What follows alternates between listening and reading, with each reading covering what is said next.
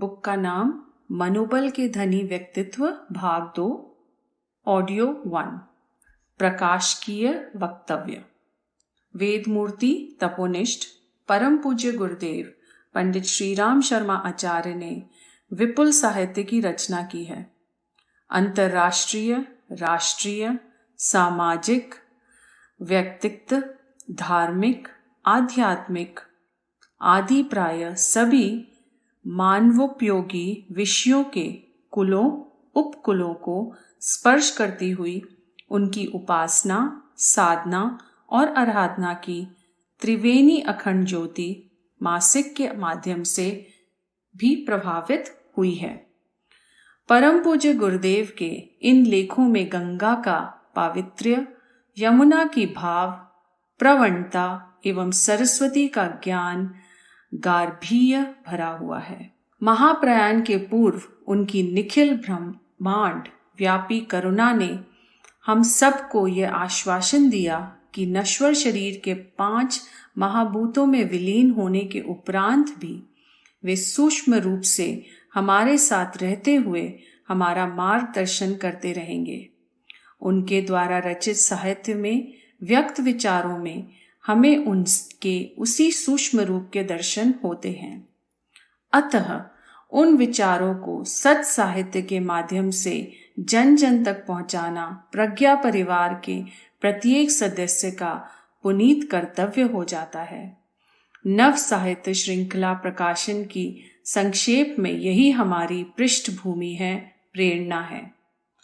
प्रस्तुत श्रृंखला में हम केवल युग निर्माण योजना की पुरानी फाइलों से पुरुषार्थ परायण महापुरुषों एवं सन्नारियों के व्यक्तित्व एवं कृतव्य पर आधारित संक्षिप्त जीवन परिचय, लघु कथाओं, प्रेरक प्रसंगों एवं घटनाओं, सामान्य से सामान्य जनों द्वारा किए गए असामान्य प्रेरक एवं शिक्षाप्रद कार्य तथा जीवन के विभिन्न आयामों को प्रभावित एवं प्रेरित करने वाले विविध विषयों पर लिखे दिशादर्शक उद्बोधक लेखों को छोटी छोटी पुस्तकों के रूप में प्रकाशित कर रहे हैं।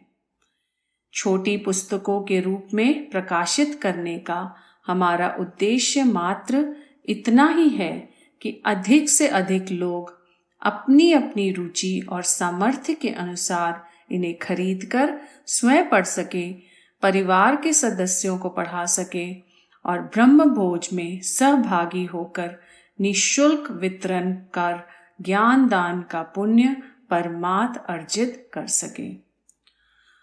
अब तो देश विदेश में अश्वमेधिक यज्ञ श्रृंखलाएं चल पड़ी हैं। कितने ही अश्वमेध यज्ञ हो चुके हैं और अभी न जाने कितने और होंगे। इन यज्ञों द्वारा लोगों में ज्ञान सुधा जागृत हुई है। यदि हम सुधा जागृत की है तो उस सुधा को शांत करने और निरंतर बनाए रखने की सामग्री भी हमें ही देनी पड़ेगी। यह हमारा पुनीत कर्तव्य होता है। हम इस नई श्रृंखला को अपने इसी कर्तव्य भाव से आपको भेंट कर रहे हैं। इस श्रृंखला की पुस्तकों को पढ़ते समय एक बात और ध्यान में रखनी पड़ेगी। परम पूज्य गुरुदेव ने जो लिखा है उसे हम उसी रूप में प्रस्तुत कर रहे हैं। इनमें हमने मात्र मुद्रण संबंधी भूलों का सुधार किया है। अनेक जीवन परिचय एवं विविध विषयों पर लिखे लेख काल क्रमानुसार संशोधन एवं परिवर्धन की अपेक्षा रखते हैं। अनेक महापुरुषों एवं सन्नारियों का जीवन परिचय अनुपलब्ध होने के कारण हम उन्हें सम्मिलित नहीं कर पाए हैं।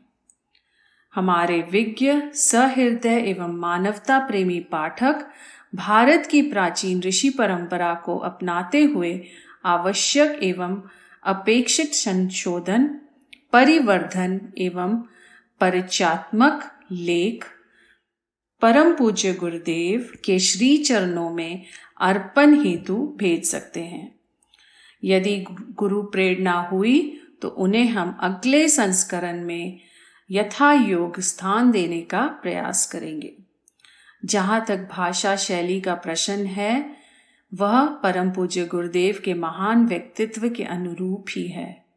उसमें सहजता, सुबोधता, सरलता और एक प्रकार की अंतरंगता है। जो कुछ उन्होंने कहा है, लिखा है, वह उनके अंतर्मन की अभिव्यक्ति है। उसमें बनाव, श्रृंगार, दुराव, छिपाव का अभाव है। भाषा उनके सामने वैसी ही लाचार नजर आती है जैसे कबीर के सन्मुख थी। जो कुछ वे उससे कहलवाना चाहते हैं, उसे वैसा ही कहना पड़ा है। उन्होंने उसके लिए ना नुकुर की है कि कोई गुंजाइश नहीं छोड़ी है। ऊपर गुरु प्रेरणा की बात आई है तो एक विशिष्ट प्रसंग का उल्लेख कर देना आवश्यक ही नहीं, अनिवार्य प्रतीत होता है। कुछ समय पूर्व की घटना है। अभी चरण पादुका पूजन कर ही रहा था कि क्षण भर के लिए समाधि लग गई। गुरुवाणी सुनाई पड़ी, मुझे घर घर पहुंचाओ। प्रश्न हुआ, कैसे? उत्तर मिला, ब्रह्म भोज करो, ज्ञान यज्ञ करो। समाधि भंग हुई। अंतःकरण अपूर्व एवं दिव्य आनंदभूति से भर उठा। जीवन के इस अंतिम चरण को सार्थक करने की राह मिल गई थी।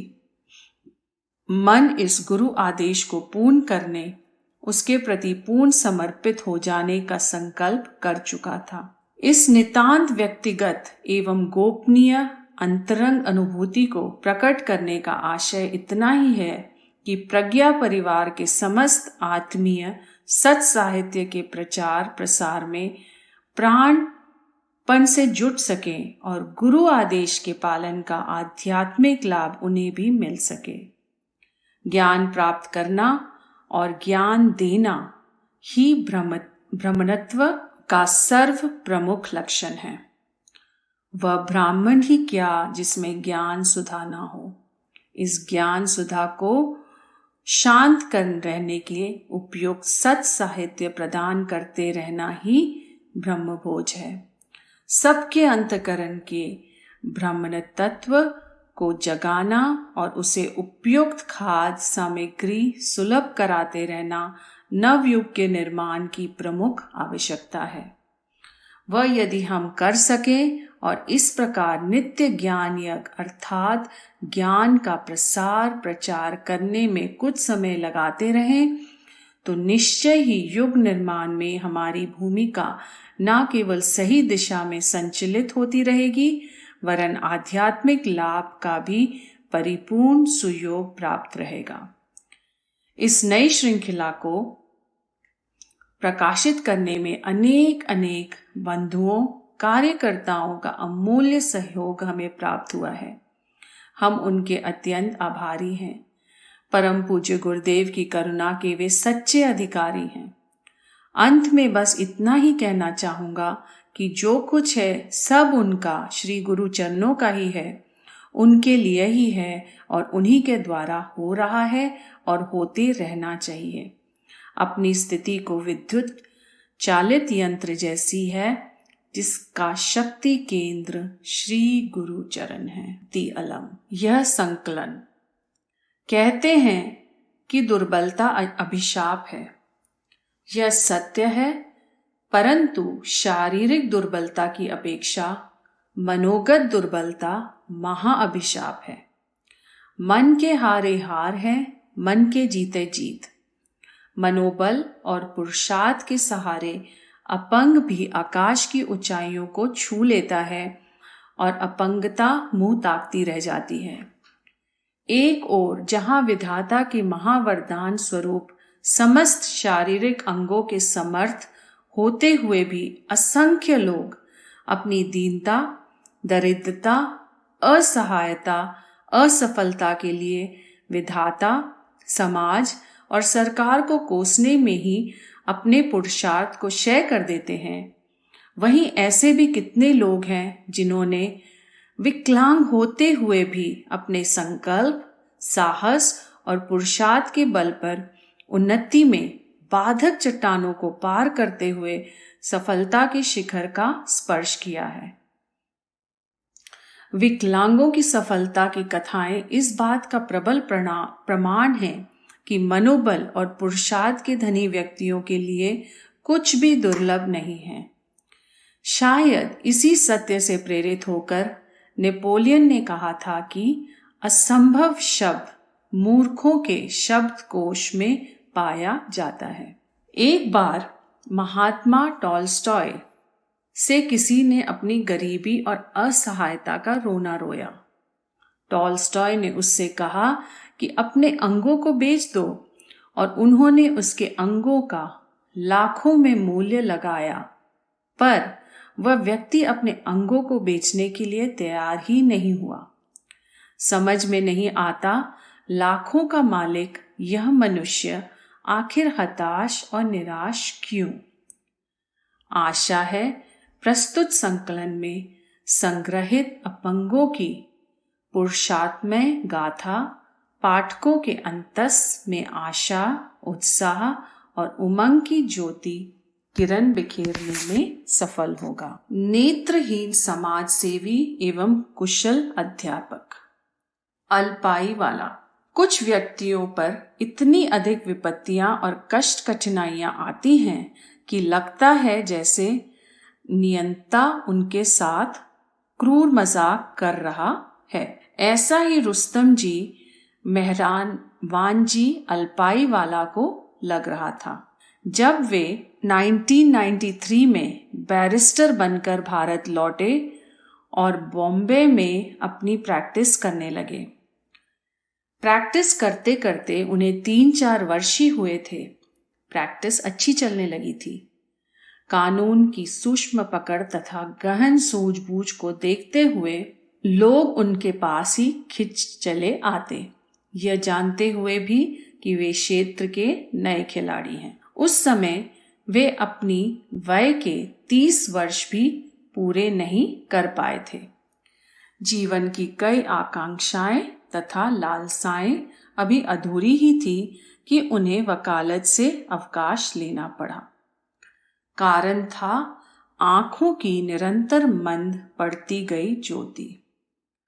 जब प्रगति के सभी अवसर सामने हो, उन अवसरों का सफलतापूर्वक उपयोग भी किया जा रहा हो और लक्ष्मी तथा सरस्वती से कृपा दृष्टि एक साथ बरस रही हो, तो इस प्रकार का शारीरिक व्यवधान उपस्थित हो जाए तो व्यक्ति के मन पर क्या गुजरती होगी, इसकी कल्पना करना भी कठिन है।